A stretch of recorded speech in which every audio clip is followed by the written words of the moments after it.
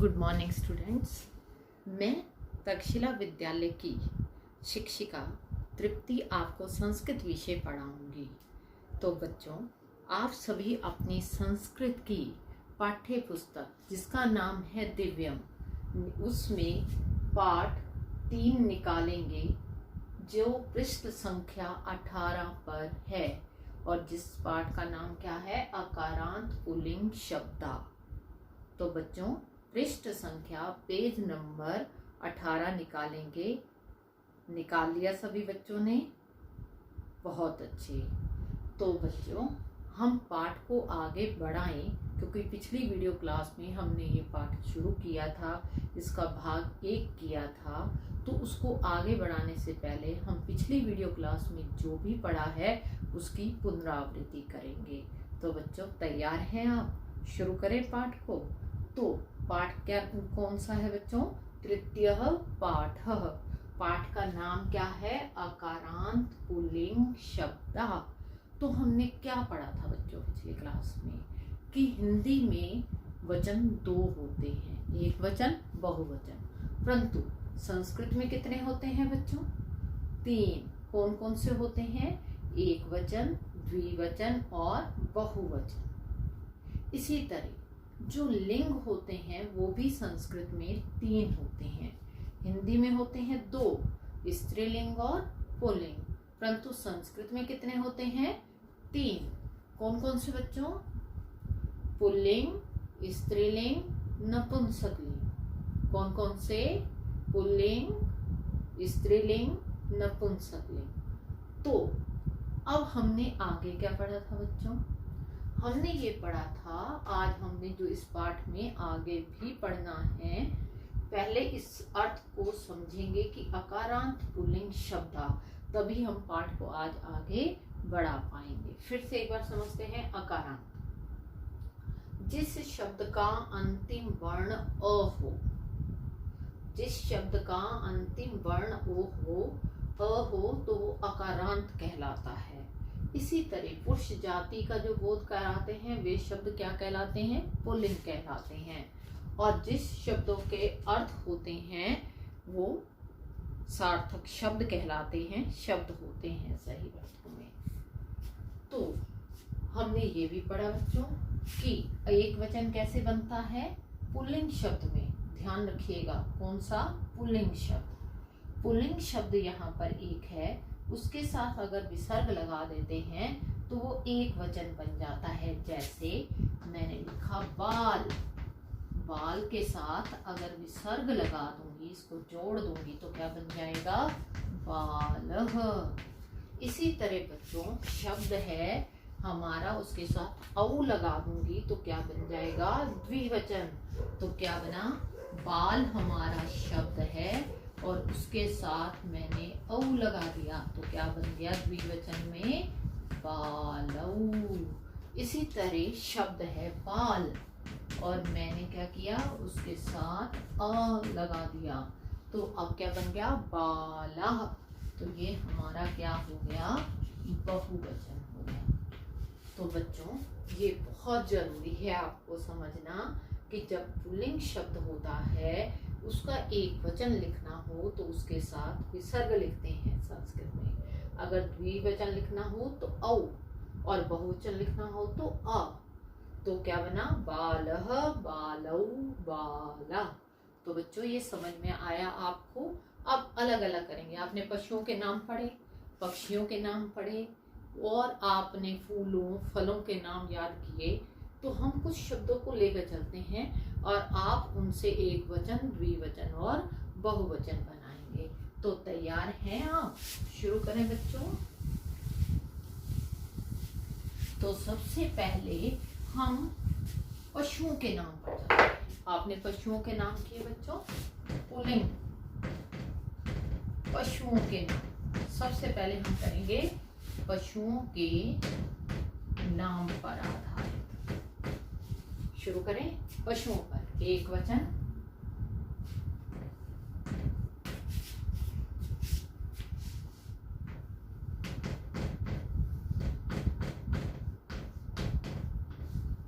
तो बच्चों शुरू करें। सबसे पहले हमने क्या लिखा, एक वचन, फिर क्या लिखा हमने, द्विवचन, फिर क्या लिखा हमने, बहुवचन। तो कितने लिंग हो गए हमारे, 3। तो तैयार हैं अब इसको करने के लिए। पशुओं के नाम हमने क्या क्या पढ़े थे बच्चों, सिंह। तो ये बताओ एक वचन क्या बना, सिंह। अब द्विवचन में क्या जुड़ जाएगा, औ। शब्द क्या है हमारा, सिंह, और इसके साथ द्विवचन बनाने के लिए क्या बन जाएगा, औ। तो सिंह। इसी तरह बहुवचन बनाने के लिए सिंह। अच्छा, हमने बंदर का पढ़ा था बच्चों। अब हमारा शब्द क्या है, बंदर का वानर। संस्कृत में क्या कहते हैं, वानर। तो वानर का एक वचन क्या बनेगा, वानरः, एक बंदर। अगर 2 हो तो वानरऊ, अगर अनेक बंदर हो तो वानरः। तो क्या बन गया, एक शेर, 2 शेर, अनेक शेर, एक बंदर, 2 बंदर, अनेक बंदर। 2 से ज्यादा बच्चों, मैंने पिछली क्लास में बताया जितने भी हो सकते हैं, 2 से अधिक पर। अच्छा, और क्या हो सकते हैं पशुओं के नाम में, आप क्या लिख सकते हैं, बोलो। मृग का लिखें बच्चों, हिरण का क्या बनेगा एक वचन में, मृगः, मृगौ, मृगः। एक हिरण, 2 हिरण, अनेक हिरण।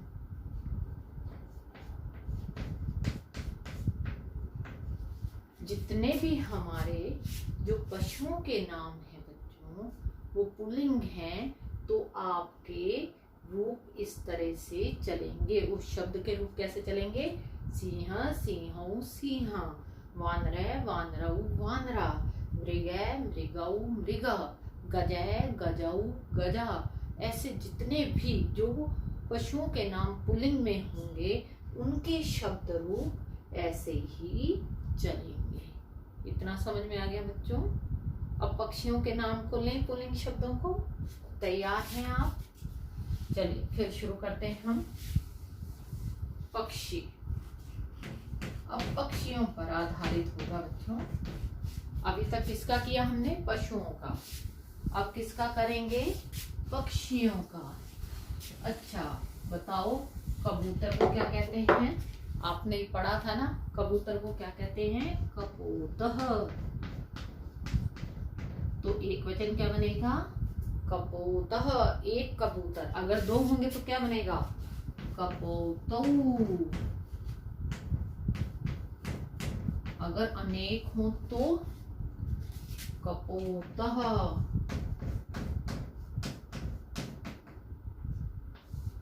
अच्छा, इसी तरह और पक्षी का नाम ले बेटा, पुल्लिंग होना चाहिए। कौवे को क्या बोलते हैं, काक। तो क्या शब्द है हमारा, काक। अगर विसर्ग लग गई तो एक वचन, काकः। 2 हो तो काकौ। अगर अनेक हो तो काकः। अच्छा, और पक्षियों का नाम लो बेटा। और क्या हो सकता है, हंस। हंस को लें, हंसः। द्विवचन में क्या बनेगा बच्चों, हंसौ। और हंसा। अच्छा, पुल्लिंग शब्द पक्षियों में मयूर हो सकता है बेटा। मयूर का क्या लिखोगे, मयूरः, मयूरौ, मयूरा। अच्छा, तोते को क्या बोलते हैं, शुक। शुकः एक वचन, शुकः, शुकौ। 2 तोते, शुकः। बहुवचन में क्या आ जाएगा, अनेक तोते। तो क्या बन गया, शुक है, शुकौ, शुका। तो ये पक्षियों के नाम पर हो गया। आपने क्या क्या पढ़ा, कपोतः, कपोतौ, कपोतः। काकः, काकौ, काकः। हंसः, हंसौ, हंसा। तो ये किसके नाम पर हो गए बच्चों, पक्षियों के नाम पर। पुल्लिंग शब्द, मैं फिर कह रही हूँ पुल्लिंग शब्द, स्त्रीलिंग नहीं, कौन से, पुल्लिंग शब्द। अब किसका लें बच्चों, इसके लिए तैयार हैं आप पक्षियों के अलावा? चलो, जो प्लेसेस होते हैं हमारे, स्थल होते हैं, उनको लेते हैं। तैयार हैं? अब किसको लेंगे, स्थल को, जो हमारे प्लेस होते हैं। तो अब देखते हैं कौन कौन से। सबसे पहले जहाँ बच्चे पढ़ने जाते हैं, क्या कहते हैं बेटा उसको, विद्यालय। क्या कहते हैं उसको, विद्यालय। तो क्या बन गया हमारा, एक विद्यालय हो तो क्या होगा, विद्यालय। दो हो तो विद्यालय।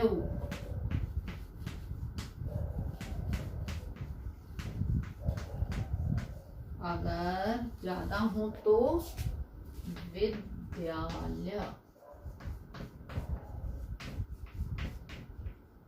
एक विद्यालय मतलब एक स्कूल, दो स्कूल, अनेक स्कूल, विद्यालय, विद्यालय, विद्यालय।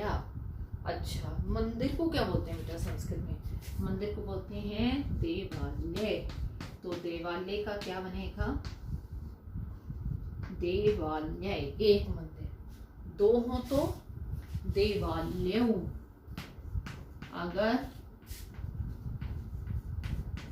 अनेक हो तो बेटे, अनेक हो तो देवालय।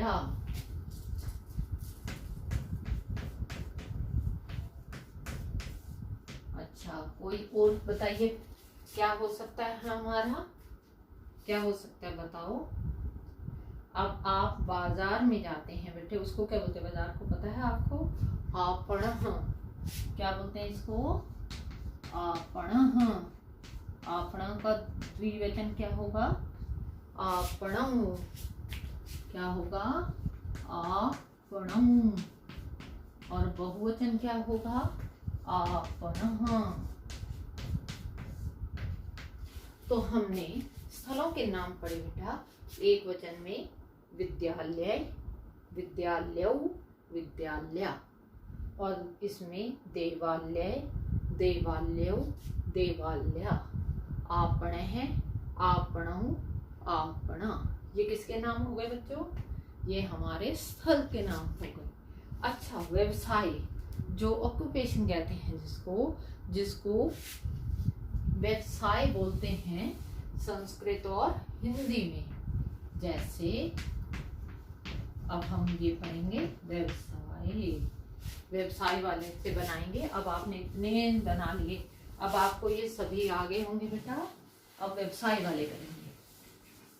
व्यवसाय से संबंधित पुल्लिंग शब्द क्या है, जैसे अध्यापक। तो एक अध्यापक हो तो क्या लिखेंगे बेटा, अध्यापकः। अगर दो हो तो लिखेंगे अध्यापकौ।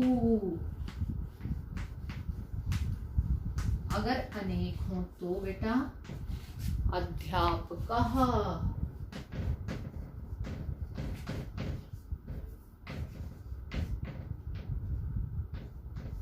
अच्छा, जो गायक होता है, गायक गाने वाला। अच्छा, तो एक वचन होगा तो क्या बनेगा, गायकः। फिर क्या बनेगा, गायकू। फिर क्या बनेगा बहुवचन में, गायका। ये सभी बच्चों पुल्लिंग शब्द हैं। हम कौन से पढ़ रहे हैं, अकारांत पुल्लिंग शब्द, तीनों वचनों में, एक वचन में, द्विवचन में, बहुवचन में। अच्छा, और कोई बताओ। नायक, जो हीरो होता है, तो क्या बनेगा, नायकः। द्विवचन में क्या बनेगा बच्चों, नायको। और बहुवचन में क्या बनेगा, नायिका। इतना समझ में आ गया सभी को बच्चों। तो आज हमने किस किस में पढ़े, पशु के, पक्षियों से संबंधित, स्थलों से संबंधित, व्यवसाय से संबंधित जो भी पुल्लिंग शब्द हैं उनको तीनों वचनों में पढ़ने का प्रयास किया। तो तो मैं आशा करती हूँ आपको ये समझ में आया होगा। अगली वीडियो क्लास में हम इस पाठ का अभ्यास करेंगे। तो बच्चों, आप इसका अभ्यास करें, तो प्रयास करेंगे स्वयं करने का, मैं भी आपको करवाऊंगी। तो आज के लिए इतना ही, और दिया गया गृह कार्य जरूर करेंगे। धन्यवाद।